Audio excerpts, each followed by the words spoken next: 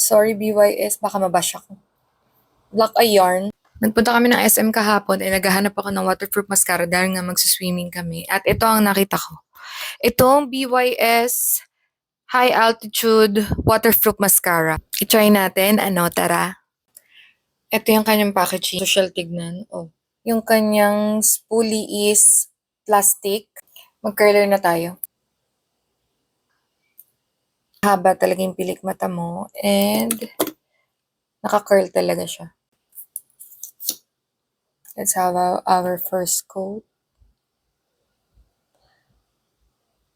Ang ganda siya, hindi siya buo-buo. Madali lang din siyang i-apply. Pag-setin lang natin guys, and then i-waterproof test natin siya. Ayan, tuyo na siya.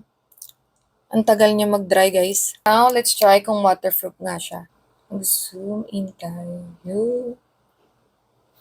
Ito yung meron, ito yung wala.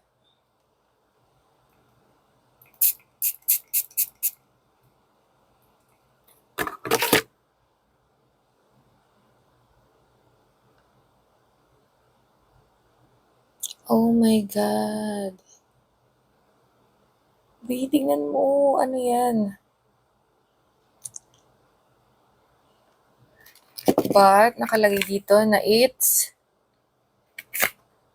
waterproof formula. Tingnan nyo guys.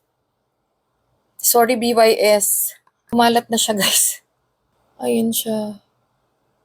Sayang, ganda pa naman ang packaging nila. So, ayun lang guys. Hindi siya waterproof para sa akin. Bye!